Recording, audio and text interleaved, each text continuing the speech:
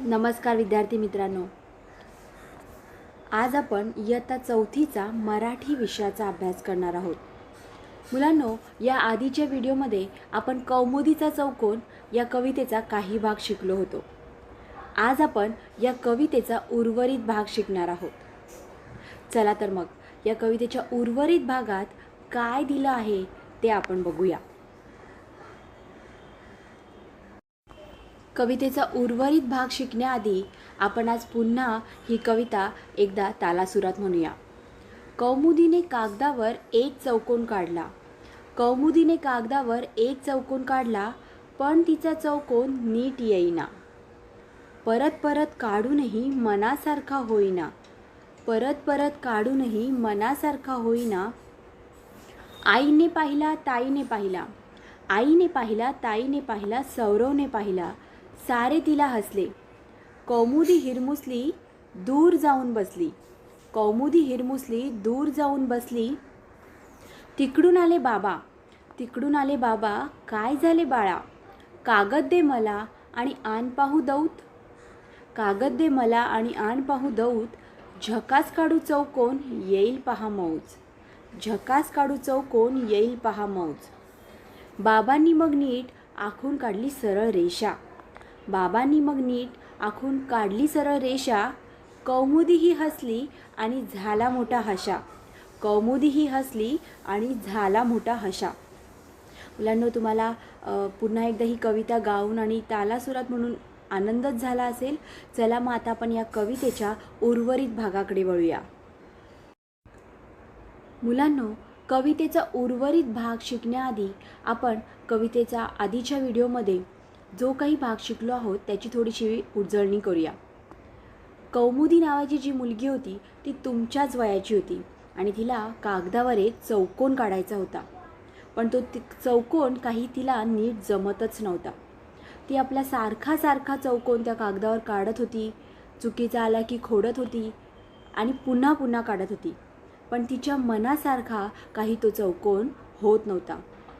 तुम्ही सुद्धा मुलं बघा, एखादी गोष्ट करत असाल आणि ती होत नसेल तर तुम्ही पुन्हा पुन्हा ती गोष्ट करत राहता जोपर्यंत तुमच्या मनासारखी होत नाही. त्यापर्यंत तशी ती कौमुदीही तो चौकोन सारखा सारखा काढत होती आणि तिने जो चौकोन काढला होता तो तिच्या आईने पाहिला, ताईने पाहिला, त्या सौरवने पाहिला म्हणजे तिच्या भावाने पाहिला आणि सगळे तिला हसले. त्यामुळे काय झालं, कौमुदी अगदी हिरमुसली आणि दूर कोपऱ्यात जाऊन बसली. बघा, या चित्रात सुद्धा तुम्हाला दिसतंय की ते कौमुदीने जो चौकोन काढला आहे तो काही एवढा बरोबर नाही आहे आणि त्यामुळे तिची आई, ताई आणि सौरव हे सगळे तिला हसत आहेत आणि त्यामुळे तिचा चेहरा कसा अगदी उदास झाला आहे. ती हिरमुसली आहे, डिसअपॉइंटेड झाली आहे. त्यामुळे ती काय केलं, ती दूर आपली कोपऱ्यात जाऊन बसली. तुम्हालासुद्धा तुमच्या घरातल्या कोणाचा राग आला, कोणी काही तुम्हाला ओरडलं, रागवलं किंवा तुमच्यावर काही हसलं तर तुम्हीसुद्धा अगदी रागावता आणि कोपऱ्यात जाऊन बसता की नाही. त्याचप्रमाणे ती कौमुदीसुद्धा कोपऱ्यात जाऊन बसली. तर मुलांनो, आत्तापर्यंत आपण कविता या भागापर्यंत शिकलेलो होतो. आता उर्वरित भाग शिकूया. मुलांनो, आता आपण पुढच्या कडव्याकडे वळूया. तिकडून आले बाबा. काय झाले बाळा? बघा, कौमुदी हिरमुसली होती कारण की तिच्यावर तिची आई, ताई आणि सौरव हसले होते. मात्र तिचे बाबा आल्यावर त्यांच्या लेकीचा हा हिरमुसलेला चेहरा पाहून त्यांनी तिला लगेच विचारलं की काय झालं बाळा. आणि कौमुदीने जेव्हा त्यांना सांगितलं की तिला चौकोन नीट जमत नाही आहे, तेव्हा तिचे बाबा लगेच तिच्या मदतीला पुढे सरसावले आणि त्या कौमुदीला सांगितलं की मला कागद आणून दे आणि दौत आणून दे. कारण की मग आता तिचे बाबा तिला मदत करणार होते चौकोन काढायला, म्हणून त्यासाठी त्यांनी सांगितलं की मला एक कागद आणून दे आणि दौत आणून दे आणि आपण एक झकास चौकोन काढू. तर आता इथे दौत म्हणजे काय, तर दौत याला इंग्लिशमध्ये म्हणतात इंक पॉट. बघा मुलांना, आत्ताची मुलं बॉल पेन वापरतात किंवा वेगवेगळ्या प्रकारचे पेन वापरतात, पण पूर्वीच्या काळी म्हणजे त्या दौत म्हणजे इंक पॉटमध्ये इंक भरलेली असायची, शाई भरलेली असायची आणि ही शाई पेनामध्ये भरून मग या पेनाने लिहिलं जायचं. तर आता या दौताचे तुम्हाला थोडीशी मी काही उदाहरणंसुद्धा दाखवते, म्हणजे तुम्हाला दौत म्हणजे काय याची अगदी चांगली कल्पना येईल.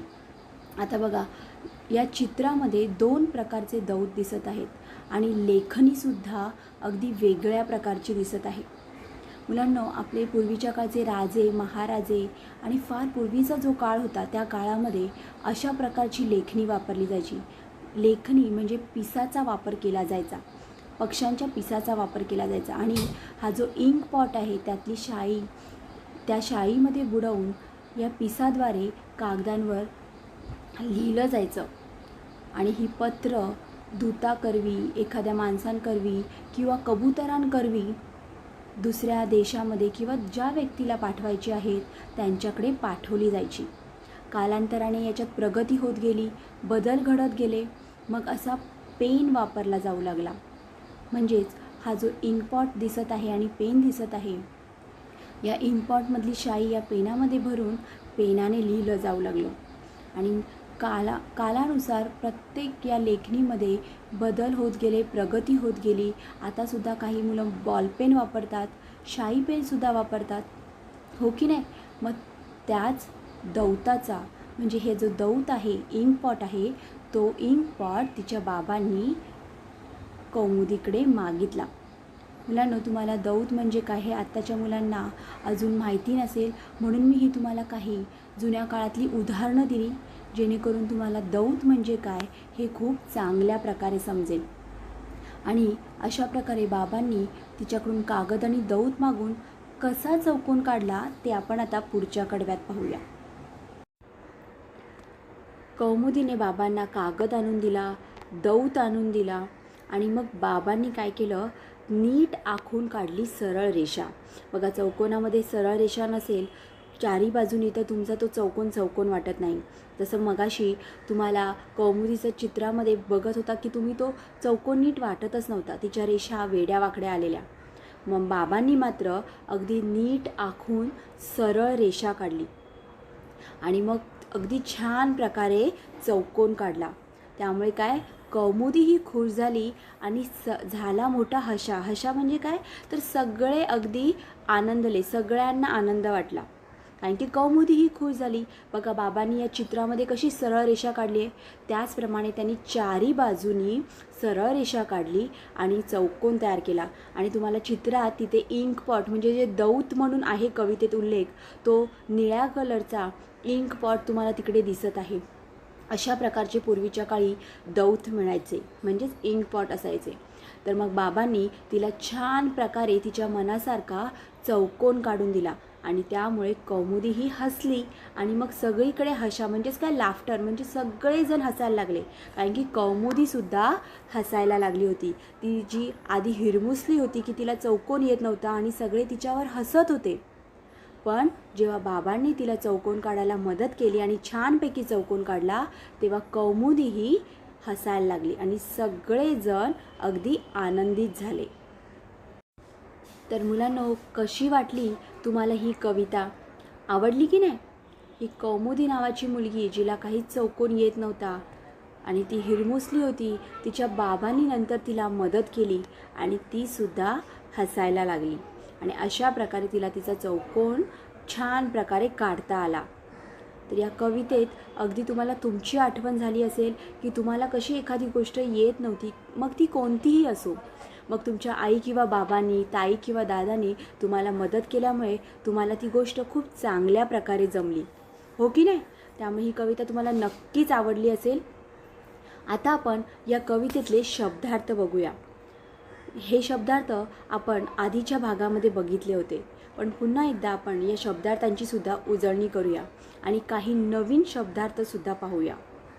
पहिला आहे कागद, म्हणजेच पेपर. दुसरा आहे चौकोन, म्हणजे स्क्वेअर. तिसरा आहे नीट, म्हणजे नीट आणि प्रॉपर. चौथा आहे परत, म्हणजे अगेन. पाचवा आहे हिरमुसली, म्हणजे डिसअपॉइंटेड. हे शब्दार्थ आपण याआधी बघितले होते, त्याची आपण आता उजळणी केली आहे. अजून काही जे शब्दार्थ आहेत ते आपण आता इथे बघूया. दौत म्हणजे इंकपॉट. मी आधी सांगितले की दौत म्हणजे इंकपॉट आणि चित्रात सुद्धा तुम्ही तो दौत बघितला आहे. झकास, झकास म्हणजे नाईस. बाबांनी तिला खूप छानपैकी चौकोन काढून दिला. मौज, मौज म्हणजे काय? फन, मजा करूया. हशा, हशा म्हणजे लाफ्टर. जेव्हा कौमुदी हसली तेव्हा सगळेजण तिकडे हसायला लागले आणि एक लाफ्टर झाला. तर मुलांनो, मला वाटतं हे शब्दार्थसुद्धा तुम्हाला चांगल्या प्रकारे समजले असतील आणि कौमुदीचा चौकोन ही कवितासुद्धा तुम्हाला छान प्रकारे समजली असेल आणि आवडलीसुद्धा असेल. मुलांनो, कविता आवडली असेल त्यामुळे आता तुम्हाला पुन्हा एकदा ती तालासुरात म्हणायलासुद्धा काही अडचण येणार नाही. चला तर मग माझ्यासोबत पुन्हा एकदा आपण ही कविता गाऊया आणि तुम्ही घरीसुद्धा ही कविता तालासुरात म्हणून बघा. कविता 10वी, कौमुदीचा चौकोन. कौमुदीने कागदावर एक चौकोन काढला.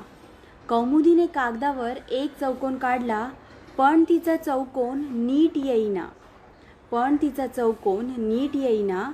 परत परत काढूनही मनासारखा होईना. परत परत काढूनही मनासारखा होईना. आईने पाहिला, ताईने पाहिला. आईने पाहिला, ताईने पाहिला. सौरवने पाहिला. सारे तिला हसले. कौमुदी हिरमुसली दूर जाऊन बसली. कौमुदी हिरमुसली दूर जाऊन बसली. तिकडून आले बाबा.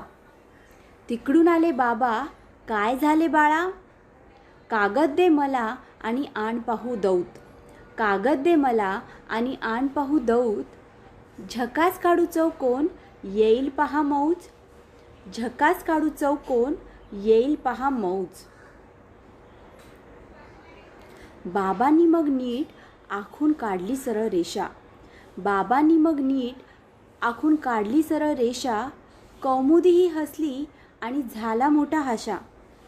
कौमुदीही हसली आणि झाला मोठा हशा. मग काय मुलांनो, कविता आवडली की नाही? आणि अगदी तालासुरात म्हटल्यामुळे तुम्हाला ती आता पाठही होऊन जाईल. तर घरी नक्की या कवितेला पुन्हा एकदा म्हणून बघा आणि तुम्ही नक्कीच ही कविता चांगल्या प्रकारे शिकला असालच. धन्यवाद.